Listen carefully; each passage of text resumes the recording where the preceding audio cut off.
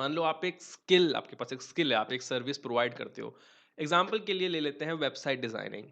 मैं एक website designer हूँ एंड एक कोई ना कोई कहीं न कहीं दूर एक बिज़नेसमैन होगा जिसका हमेशा से ऑफ़लाइन बिज़नेस रहा है। लेकिन जब से ये कोरोना आया उसका जो बिज़नेस है वो काइंड ऑफ जो है ठप हो चुका है।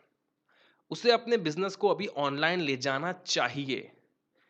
तो वो अगर उसको ऑनलाइन ले जाना है तो उसकी मैं हेल्प कर सकता हूँ। बेसिकली उससे मेरी ज़रूरत है एंड मैं भी उसके काम आ सकता हूँ, मुझे पैसे मिलेंगे। सो बेसिकली यहाँ पे दोनों को एक-दूसरे की ज़रूरत है। बस प्रॉब्लम इतनी सी है ना यहाँ पे, वो मेरे बारे में जानता नहीं है, वो मुझे नहीं जानता है। ना ही उसे ये पता है कि कैसे मैं उसकी हेल्प कर सकता हूँ। तो ये सब कैसे पॉसिबल होगा? कोल्ड पिचिंग के थ्रू। सो आज की इस वीडियो में हम वही देखने वाले कोल्ड पिचिंग क्या होती है एंड कितना ज़्यादा बेनिफिशियल है ये। कोल्ड पिच करने से पहले थोड़ा-सा आपको होमवर्क करना पड़ेगा, जैसे कि किसे आप कॉन्टैक्ट कर रहे हो, उनकी कंपनी का नाम क्या है, उनकी कंपनी करती क्या है एंड उनके रीसेंट अकॉम्प्लिशमेंट्स। ये सब आपको अगर पता हो तो ज़्यादा उसमें बेनिफिट होता है। तो ये वीडियो के एंड होने तक आपको ये बात पता चल जाएगी कि कैसे आपको ऐसा कोल्ड पिच भेजना है, जिससे सामने वाला मजबूर हो जाए ये बोलने पे, टेल मी मोर। टेल मी मोर। ओके, तो सबसे पहली बात तो कि आपको सामने वाले का ईमेल मिलेगा कहाँ से? पहले तो आपको ईमेल आईडी ढूँढना पड़ेगा ना सामने वाले का। तो आजकल काफ़ी आसान हो चुका है ये। काफ़ी ज़्यादा मार्केट में ईमेल स्क्रैपर्स आ चुके हैं। हंटर का आप इस्तेमाल कर सकते हो। हंटर एक फ्री क्रोम एक्सटेंशन है जिससे आप किसी भी वेबसाइट पे जाके जितने भी उस पे ईमेल आईडीज़ है वो निकाल सकते हो एंड आपको पता चल जाएगा। लाइक ईमेल ढूँढना उतना मुश्किल काम नहीं है आज की तारीख में। सो ईमेल वाला काम हो गया, अब हम प्रोसेस एक्चुअल में शुरू करते हैं। तो सबसे पहला स्टेप जो आपका होना चाहिए वो है कि आपको सामने वाले का पेन, उनका जो पेन पॉइंट है उसे डिस्कवर करना है। आप उनको ऐसे ही कोई ईमेल नहीं भेज सकते कि आई एम एज्यूमिंग आपको ये प्रॉब्लम हो।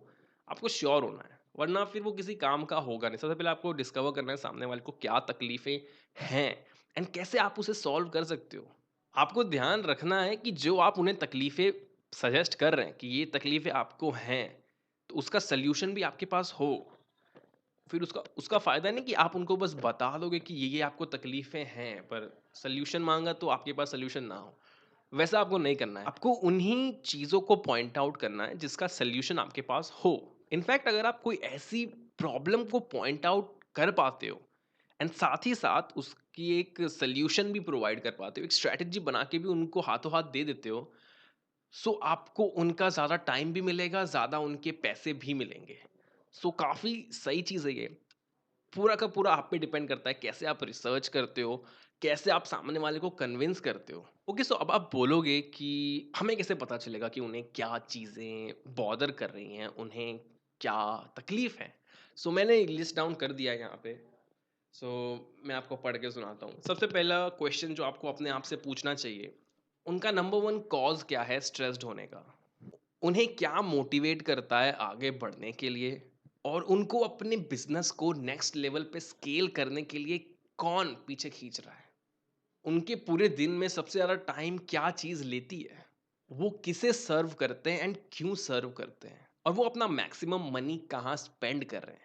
ये सारी चीज़ें जो है वो आपको पूछनी है अपने आप से एंड इन्हीं को जवाब देते-देते थोड़ा-सा रिसर्च करके आपको पता चल जाएगा कि उन्हें क्या बॉदर कर रही है एंड कैसे आप उसमें सुधार कर सकते हो। एंड अगर आप कर सकते हो सुधार तो यही आपका क्लाइंट है। अगला स्टेप ये होगा, एक बार आपने सारी उनकी तकलीफ़ें पॉइंट आउट कर दी, डिस्कवर कर ली, अब बारी आती है सॉल्यूशन ढूँढने की। तो अब देखो किसी भी कंपनी में, किसी भी बिज़नेस में हज़ारों गलतियाँ होती हैं। आप सारी सारी गलती आप सारी गलतियों का सॉल्यूशन दे सकते हो? अगर एक परफेक्ट वर्ल्ड होता, तो आप शायद दे सकते, पर ये एक परफेक्ट वर्ल्ड नहीं है। तो काफ़ी ऑब्वियस है कि आप उनकी सारी समस्याओं का हल तो नहीं दे सकते। तो आपको ईमेल में वही चीज़ें मेंशन करनी है जिनकी सॉल्यूशंस आपके पास हैं। अब ऐसा तो है नहीं कि आपने देखा कि ये इनको एक समस्या है, चलो मैं सीखता हूँ कि ये कैसे सॉल्व करना है। आपको जो आता है वही उन्हें प्रोवाइड करो। अब जैसे मैं एक फ्रीलांस राइ मान लो मैं एक फ्रीलांस राइटर हूँ, मैं देख रहा हूँ उनकी वेबसाइट बहुत स्लो चल रही है, तो अब मैं बैठ के वेबसाइट डिज़ाइनिंग थोड़ी सीखूँगा, जस्ट सो दैट मैं उनके पास काम कर लूँ। ऐसा नहीं है, जो आपको आता है वही उन्हें प्रोवाइड करो। बस ये सारी चीज़ें हो जाए फिर आ जाता है पॉइंट डिलीवर द हुक। अब आपको सीधे ईमेल भेजना है। अब यहाँ पे आपको एक चीज़ का ध्यान रखना है, first impression is the last impression. यहाँ पे कोई गलती आपको नहीं करनी है।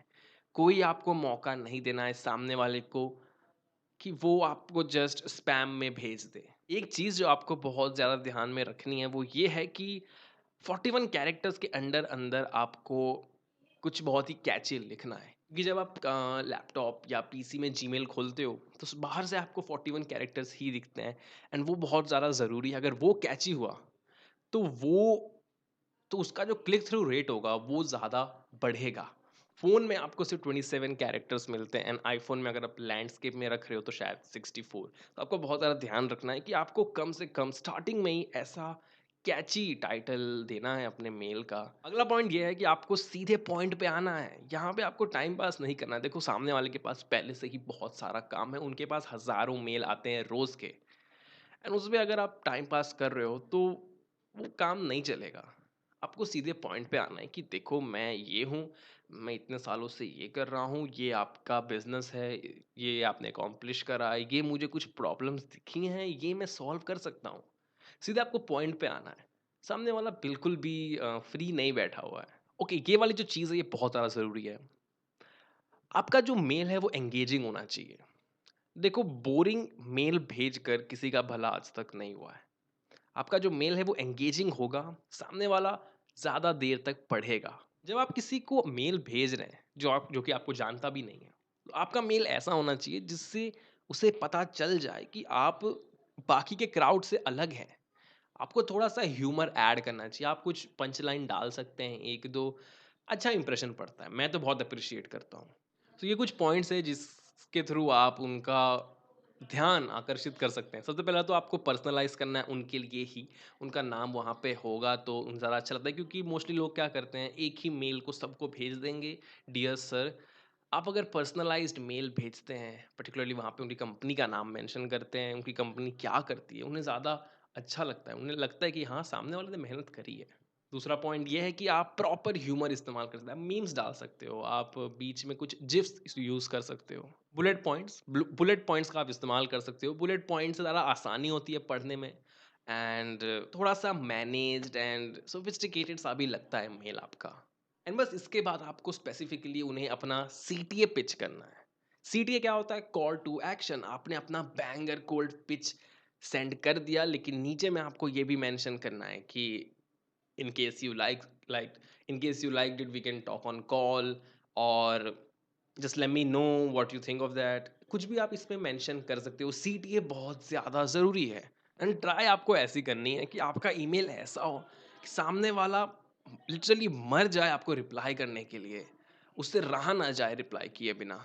सो सीटीए ज़रूरी है, क्योंकि अगर आपने एक अच्छा ईमेल भेज भी दिया लेकिन आपने सीटीए मेंशन नहीं किया है, तो क्या गारंटी है सामने वाला कुछ एक्शन लेगा। एंड सबसे लास्ट स्टेप वो ये है, फॉलो अप। देखो ज़रूरी नहीं है हर कोई रिप्लाई करेगा, एंड या हो सकता है कोई मिस कर गया हो, कुछ भी पॉसिबल है। इसलिए फॉलो अप बहुत ज़्यादा ज़रूरी होता है। फॉलो अप क्या होता है? आप 3 दिन बाद या 1 हफ्ते बाद एक और नया मेल भेजते हो सामने वाले को रिमाइंड करते हुए कि ये देखो ये मैंने एक मेल भेजा था, इन केस आप भूल गए हो तो। तो फ़ॉलो-अप में आप क्या-क्या भेज सकते हो? फ़ॉलो-अप में आप ये बोल सकते हो कि लाइक आप जोक मार सकते हो कि ओहो हो! आई थिंक स्पैम फ़ोल्डर में चला गया हो वो। ये आप जोक कर सकते हो, या आप कह सकते हो कि hey just following up, like काफ़ी professional, hey just following up on the mail, what are your thoughts on that? ये आप बोल सकते हो। या तो आप कॉल भी कर सकते हो। सीरियसली आप कॉल कर सकते हो, अगर आपके पास फ़ोन नंबर है तो। क्योंकि देखो कुछ बिगड़ना नहीं है, आपको अगर काम नहीं मिलना था तो नहीं मिलना था। आप बस फ़ॉलो-अप करके अपने चांसेस को बढ़ा रहे हो। सो ये था पूरा कोल्ड पिच वाला वीडियो। आई आई होप आपको पसंद आया हो, आपको इन्फॉर्मेटिव लगा हो। कुछ अगर डाउट्स हो आप कमेंट्स में पूछ सकते हो, या मुझे इंस्टा पे डीएम भी कर सकते हो। वीडियो पसंद आए इसको लाइक कर देना। चैनल पे देखो और भी ऐसे वीडियोस है, लगे आपके मतलब की चीज़ें हैं तो सब्सक्राइब कर देना। एंड मैं मिलता हूँ आपको अगले वीडियो में।